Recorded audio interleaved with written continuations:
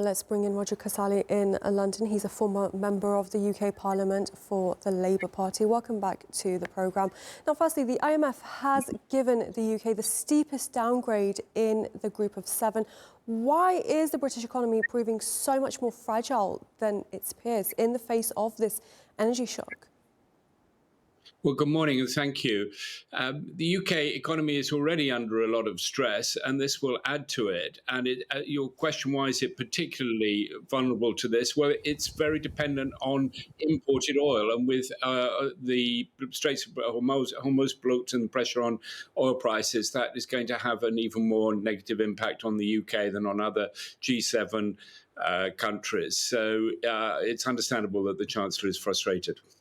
Right, so the UK relies heavily on imported oil and gas. How will it be able to shield its economy from these challenges? Well, it won't be able to shield its economy, but I think the important point to make is that this is not just a short-term problem for the UK economy. It feeds into the medium and the longer-term economy. I mean, in the very short term, it can shield households, it can shield some individuals by giving targeted help to those most in need with their energy prices.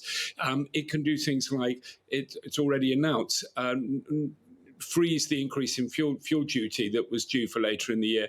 But these are really important small-term measures. But I think we need to understand your viewers also. I want to say also to your viewers that this needs to be seen in the context of the medium and long-term problems the UK economy has. Even if the Straits of Hormuz open tomorrow, the impact of what's happened already is going to rebound on the UK economy in the medium and the longer term. Right, and as mentioned, Chancellor Reeves has expressed frustration at the US's strategy in Iran. To what extent is the UK's economic recovery dependent on American foreign policy? Well, it's not dependent, but it certainly is very much affected by it. And that's why I think the Prime Minister is right to be coordinating an international effort to open the Straits of Hormuz and also to secure the Straits of Hormuz in the future. And I think that it's very important to make the point that unless we have a strong defense, a strong security, and we have to organize that on an international basis. And the frustrating thing about the American action is it's taken unilaterally. We need to have an international plan that can secure the supply of energy in the longer term, and the Prime Minister is working towards that, as well as trying to provide short-term help where he can for households and businesses. But it's very challenging. We're not dependent on the US, but we can't rely on them.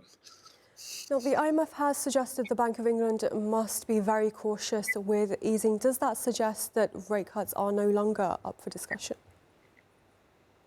Well, the Bank of England is caught between a rock and a hard place. There's pressure on inflation, but there's also downward pressure, as we've heard, on growth. And the Bank of England wants to make sure that the UK economy is not pushed towards a recession. We're a long way from pushing the UK economy towards a recession, but it wants to see growth. But I think it has to take a long-term view, and it has to take a long-term view about inflation. And so I hope that they will remain cautious about further cuts on interest rates. So how has this conflict exposed a fundamental failure in the UK's long-term energy security strategy? I don't think it's a failure. There are changes being made to the UK's long-term energy strategies, and that needs to be accelerated by this strategy. By this crisis, if there's one good thing that may come out in the longer term, it's that the UK economy becomes less dependent on oil, shifts more to renewables, and less dependent on oil in particular from the Middle East. Okay, Roger Casale in London, thank you very much for joining us.